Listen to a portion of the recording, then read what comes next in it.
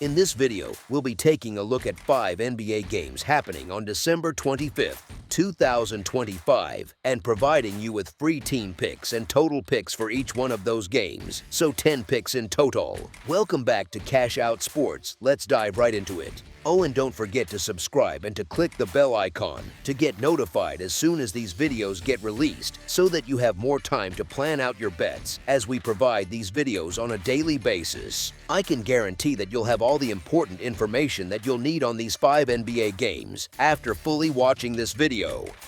One more thing before we start, if you would like to gain access to our best exclusive sports picks to take your journey to the next level, then check out our Patreon in the link down below where we offer our best single picks, parlay picks, and much more. Now let's get started.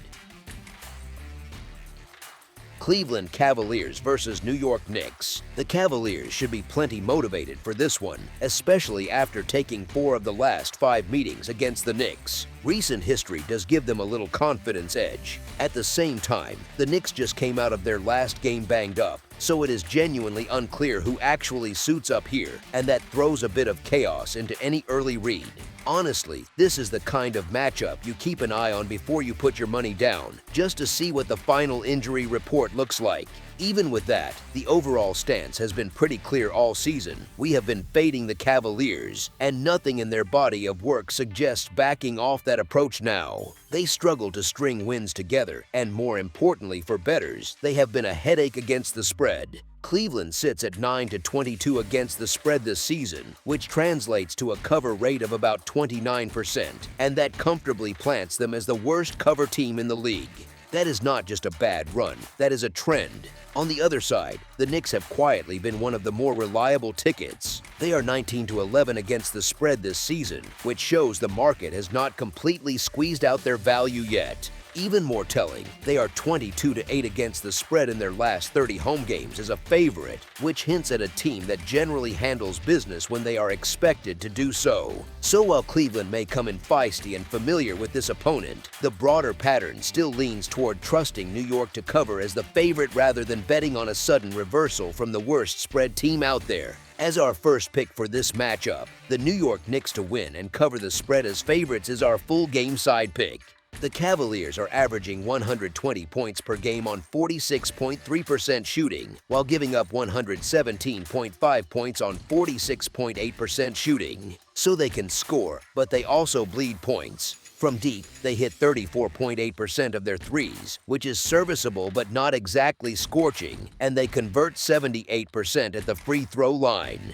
Defensively, they allow opponents to shoot 37.3% from 3, and they grab 44.5 rebounds per game, which helps limit second chances a bit, even if their perimeter defense gives up clean looks. The Knicks bring a very slight edge on the offensive side. They are averaging 120.1 points on 47.9% shooting, which is just a bit more efficient, and they allow 112.9 points on 46% shooting. So while they score at a similar clip to Cleveland, they are giving up fewer points on average. From beyond the arc, they knock down 37.9% of their three-point attempts, noticeably better than Cleveland, and they hit 79.1% at the free throw line.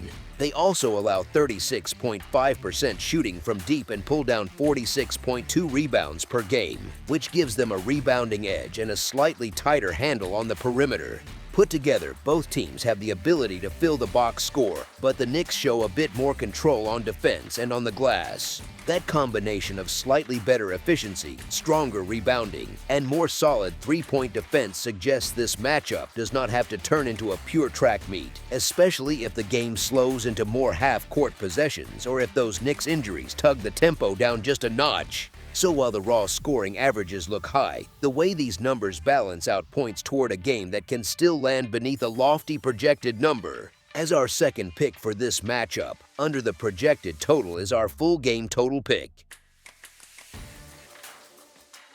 San Antonio Spurs versus Oklahoma City Thunder. You could almost ask if the San Antonio Spurs have cracked the Oklahoma City Thunder code at this point. They just handled them 130-110 on Tuesday at home against the defending champs, which pushed them to a 2-0 lead in the regular season series. Yet the odds makers are still hanging a number on San Antonio that is close to double figures on Christmas Day, which tells you the market is still skeptical. To be fair, this one shifts to Oklahoma City, where the Thunder are a perfect 14-0 straight up this season, so the spread is not coming out of thin air. Even so, it is hard not to wonder if San Antonio can keep this one tight again, especially when you remember they won even without anything close to a real De'Aaron Fox type game in that last matchup. Their current win streak has stretched to 7 in a row, and they have covered the spread in 5 of those, which is not a tiny sample anymore. On the flip side, the defending champs are back at the whiteboard trying to figure out why this particular opponent is giving them such a headache. SGA did his usual thing with 33 points and 8 assists, but the supporting cast did not quite match that level. The whole chase for an all-time type win record takes a psychological hit if Oklahoma City drops another one to a team that has already beaten them twice, especially at a place where they have not lost yet. There is also a pretty crowded injury report hanging over the Christmas Day game. Jay Mitchell is listed as questionable with a concussion, while Chet Holmgren and Jalen Williams are both game-time calls dealing with face and heel issues. Those pieces matter for depth, for rim protection, and for lineup consistency, which can all affect how a favorite performs against a big spread. Recent history between these two sides continues to tilt toward San Antonio. The Spurs have taken 3 of the last 4 meetings against the Thunder, with 2 of those wins coming this month, so it is not some ancient trend. On top of that, they have pulled off outright wins in 8 of their last 12 games as underdogs, which shows they are not just hanging around, they are flipping results. At some point, you have to accept that this Spurs team is simply better than the market has treated them, especially when they are catching a big number. They are 7-0 against the spread in their last 7 games as underdogs of 7 or more points, and they have actually won each of the last 5 of those outright, which is wild in itself. Turning down this many points with a team in this kind of form is tough to justify, particularly with Oklahoma City still trying to solve this matchup. Since that NBA Cup semifinal defeat, the champs have alternated wins and losses over 4 games, and Tuesday's setback in San Antonio only deepens the question of whether they can beat this specific opponent, let alone do it by a big margin. San Antonio has won 5 of its last 6 away from home and has gone 4-1 against the spread in the last 5 head-to-head meetings, which makes backing them as road underdogs feel far more comfortable than laying a heavy number with the home team here. As our first pick for this matchup, the San Antonio Spurs to cover the spread as underdogs is our full game side pick. San Antonio is averaging 120.4 points per game on 48.6% shooting from the field, which is very efficient. They are allowing 113.6 points on 46.6% shooting, so their defense is not elite, but it is not completely porous either. From the perimeter, the Spurs are hitting 36.7% of their three-pointers and converting 79% of their free throws, which keeps their offense steady even when jumpers fluctuate a little. On the other end, they are holding opponents to 36.2% from deep and pulling in 45.9 rebounds per game, which helps limit extra chances and keeps things from turning into an up-and-down track meet every night. Oklahoma City's season profile looks even stronger on both efficiency and defensive control. The Thunder are scoring 121.9 points per game while shooting 49.3% from the field, a level that suggests very clean offense and good shot quality. Defensively, they are giving up just 107 points per game on 43% shooting allowed, which is a serious clamp compared to league norms. From beyond the arc, the Thunder are connecting on 37.3% of their threes and knocking down 83.8% at the free throw line, so they do not leave many easy points behind. They are holding opponents to 35.9% shooting from deep and grabbing 44.6 rebounds per game, which keeps second chance scoring under control and supports a more structured game. When you blend those profiles together, you get 2 offenses that can score efficiently, but you also get 2 defenses that are strong enough, especially on Oklahoma City's side, to drag the final number down from what the raw averages might suggest.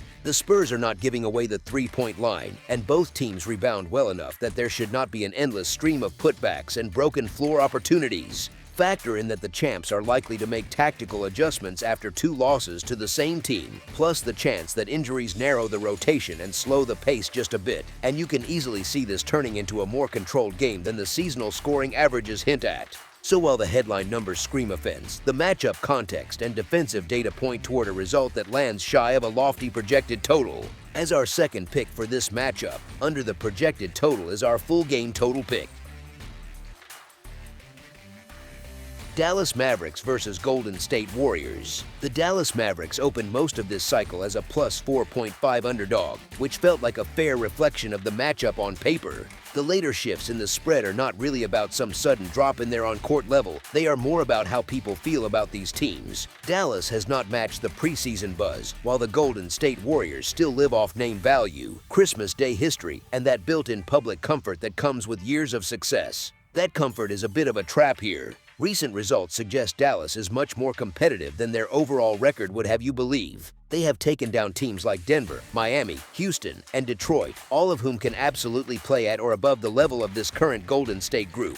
The Warriors are no longer that untouchable monster that steamrolls everyone. They are favored mostly because of brand equity and casual fan appeal in a marquee spot. Now, Dallas is far from perfect. They wrestle with consistency, and their health situation makes them hard to trust every single night. Golden State at home will always get a bit of respect from the market, and some of that is deserved, especially in a game with this kind of spotlight. But the Warriors have underdelivered this season and have not been a moneymaker with a 14-16 against the spread record.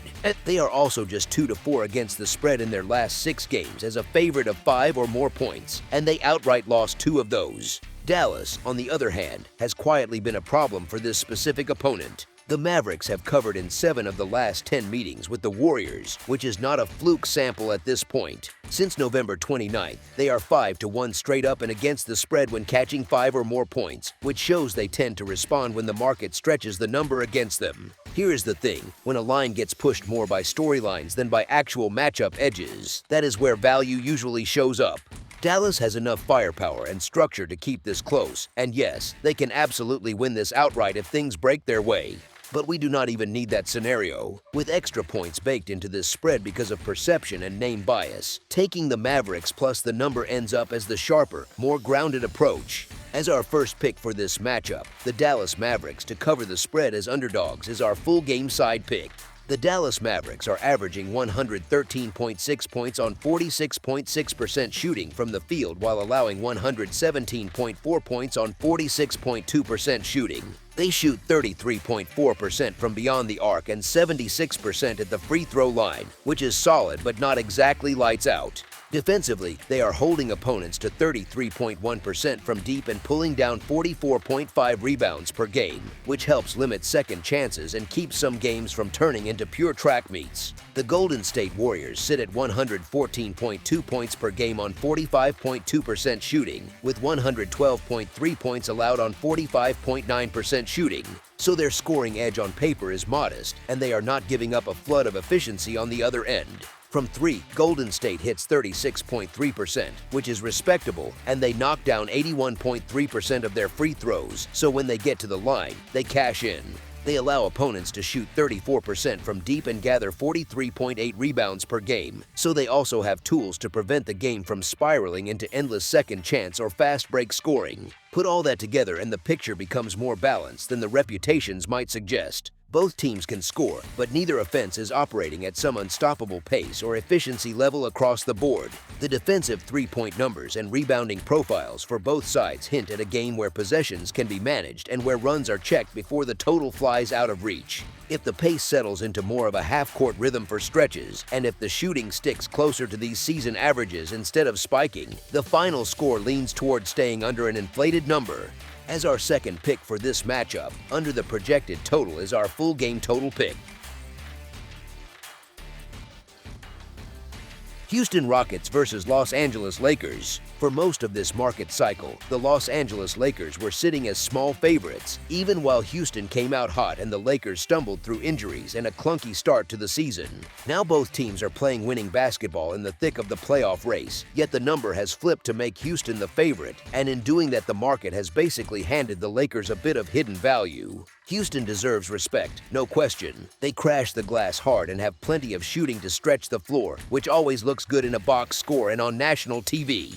The thing is, the Lakers can answer that profile. They have size to compete on the boards and enough spacing when they are even reasonably healthy. Both lineups also have those big-name, Hall of Fame-level stars and late-game shot makers that can swing a tight contest with 1 or 2 plays. I would be a lot more comfortable if the Lakers' injury report looked cleaner. That part is obvious. The status of Rui and Luka is important here because every rotation piece matters in a game framed this tightly by the number. Even with that, I am not eager to lay points with the Rockets when they have recently taken losses to the Pelicans, Kings, and Clippers as hefty favorites. This road trip has turned into a grind for them, and this matchup is their 6th straight away from home, which is the kind of stretch where teams start thinking more about their own bed than the scouting report. In December, the Rockets are 4 to 6 straight up as a favorite, which is not exactly the profile of a trustworthy chalk side.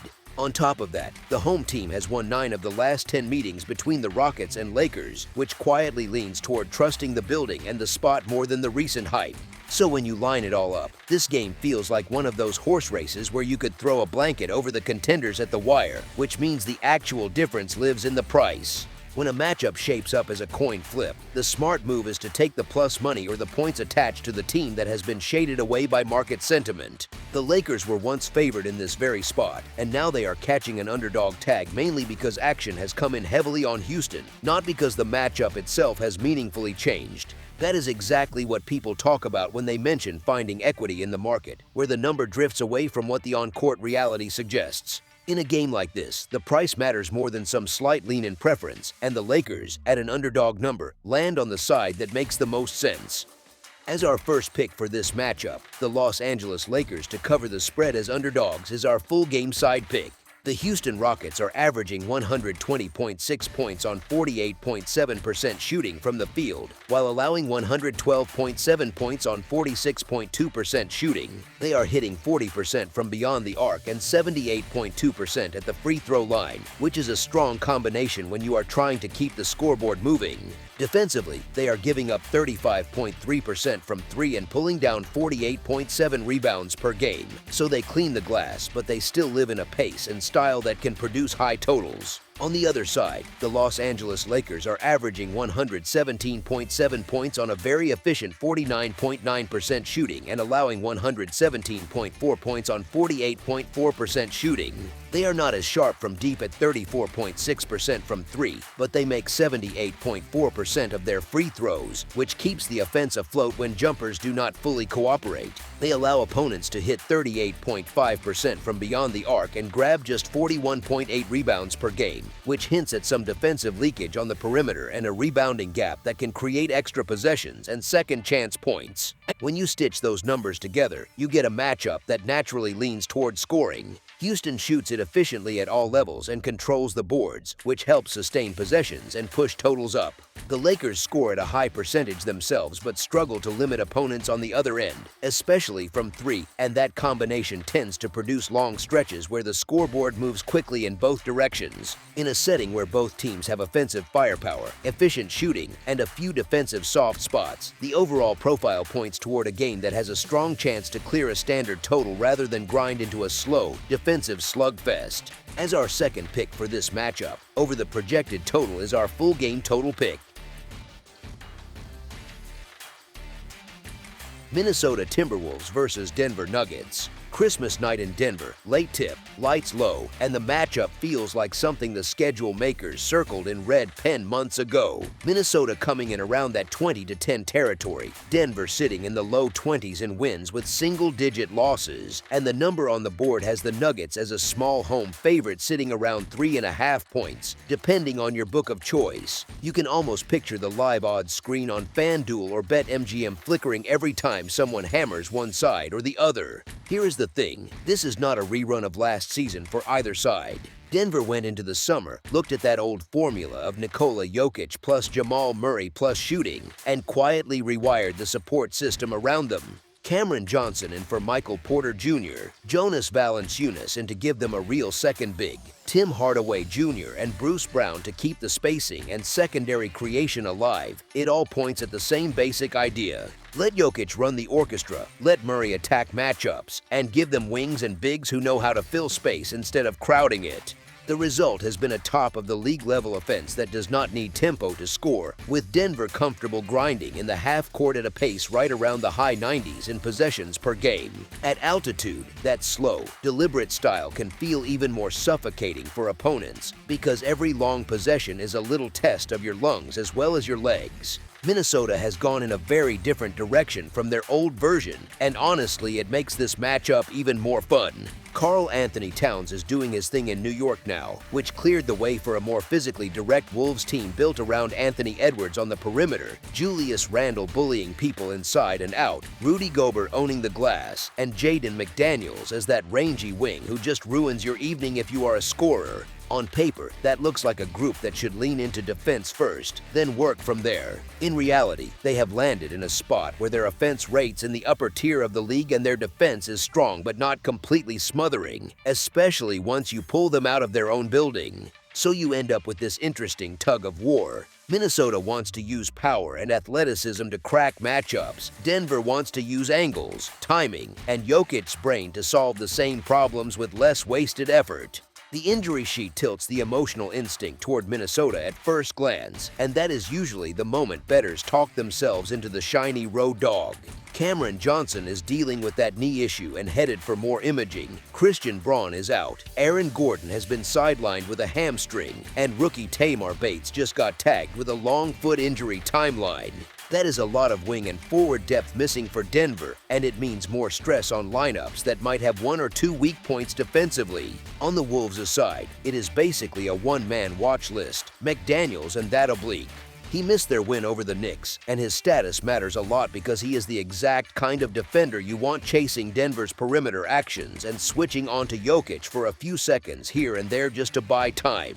If he sits, Minnesota's defensive scheme gets a little more basic. If he plays at less than 100%, the same thing happens, just with more grimacing. Now fold in the number itself. The market did not start with Denver as a tiny favorite. Openers closer to Nuggets by 5 points got bet down toward the 3.5 range as people reacted to the injury news and to the Wolves' recent run, which has looked very impressive in the box scores. What that does, in simple terms, is give you a cheaper price on a home team in altitude that owns one of the best net ratings in the league, plays a style that travels from night to night, and still trots out the best player in the game every time Jokic laces his shoes. Minnesota's road scoring pop is real, but relying on constant shot-making at Ball Arena against a patient, well-structured offense is a tough way to live, especially when Denver's half-court execution lets them squeeze value out of almost every possession. When you put the altitude, the stylistic edge in late-game half-court sets, and the slight market discount together, the needle leans toward the home favorite finding enough separation over 48 minutes to justify that modest spread. As our first pick for this matchup, the Denver Nuggets to cover the spread as favorites is our full game side pick. Those first 2 meetings between these teams have already tipped their hand a bit, giving us totals of 235 and 241 points in regulation. That is not a sleepy half-court rock fight. That is a game where the scoreboard operator barely gets to sit down.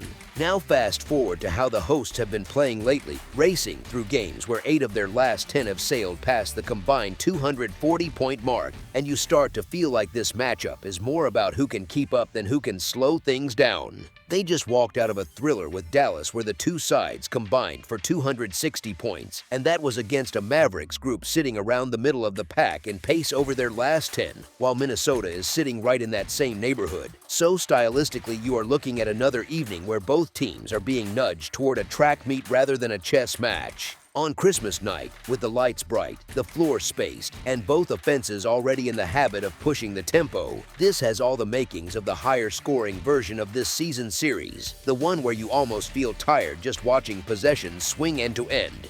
Here is the thing, the hosts have been living off that open floor game lately, grading out as one of the league's best at turning misses and turnovers into fast break points over their last 10 outings. Against a Timberwolves lineup that starts 2 classic big bodies in Rudy Gobert and Julius Randle, that is the exact pressure you want to apply. Make those bigs run, stretch them out, and force cross matches where the defense never quite gets its feet under it. The flip side is that the home team's own defense has been sitting down in the low 20s in league-wide efficiency, which is another way of saying they score like a contender but guard like a team that invites trouble, especially against strong wings. Recent nights have seen that weakness exposed by the likes of Kevin Durant and Cooper Flagg, both putting 30 or more on the board, and Anthony Edwards is tailor-made to step into that same lane, attacking gaps, hunting switches, and punishing any slow rotations. Layer on top of that the fact that the hosts have been flamethrowers from deep over their last 10, sitting north of 43% from 3, while at the same time allowing opponents to hit around 40% from beyond the arc themselves, and you are essentially scripting a Christmas finale where both sides are trading haymakers from the perimeter. The whistle stays busy, and the total has every chance to turn into a full-on shootout rather than a grind. As our second pick for this matchup, over the projected total is our full game total pick. That's all for now, so if you have any other games you would like reviewed, then leave a comment down below with the game you would like analyzed, subscribe to our channel, leave a like on this video, and we'll get to it as soon as we possibly can. We would also love to hear your opinion on the picks presented to you in this video, whether you agree or disagree with them, so leave a comment down below and do let us know.